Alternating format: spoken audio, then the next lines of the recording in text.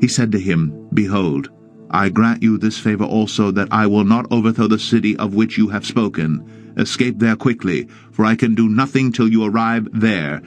Therefore the name of the city was called Zoar.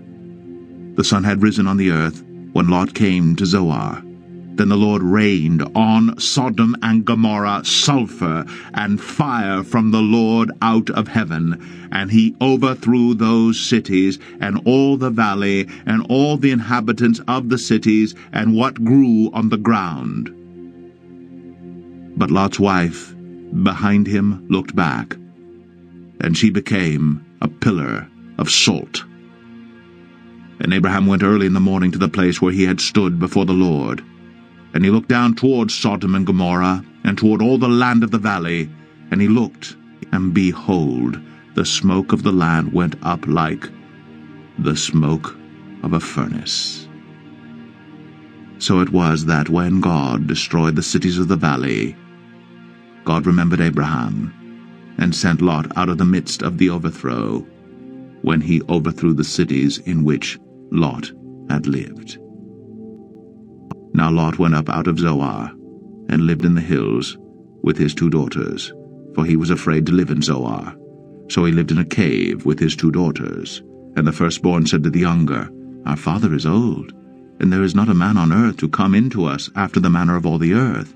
Come, let us make our father drink wine, and we will lie with him, that we may preserve offspring from our father. So they made their father drink wine that night. And the firstborn went in and lay with her father. He did not know when she lay down, or when she arose. The next day the firstborn said to the younger, Behold, I lay last night with my father. Let us make him drink wine tonight also.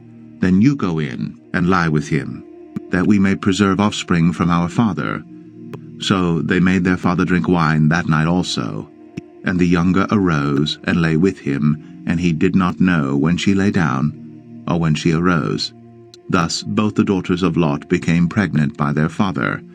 The firstborn bore a son, and called his name Moab. He is the father of the Moabites to this day. The younger also bore a son, and called his name Ben-Ami. He is the father of the Ammonites to this day.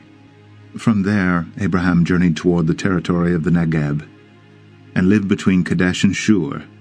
And he sojourned in Gerar. And Abraham said of Sarah his wife, She is my sister. And Abimelech, king of Gerar, sent and took Sarah. But God came to Abimelech in a dream by night, and said to him, Behold, you are a dead man, because of the woman whom you have taken, for she is a man's wife. Now Abimelech had not approached her, so he said, Lord, will you kill an innocent people? Did he not himself say to me, She is my sister? And she herself said, He is my brother. In the integrity of my heart and the innocence of my hands I have done this. Then God said to him in the dream, Yes, I know that you have done this in the integrity of your heart, and it was I who kept you from sinning against me. Therefore I did not let you touch her. Now then, return the man's wife, for he is a prophet, so that he will pray for you, and you shall live. But if you do not return her, know that you shall surely die, you and all who are yours. So Abimelech rose early in the morning, and called all his servants, and told them all these things. And the men were very much afraid. Then Abimelech called Abraham, and said to him, What have you done to us?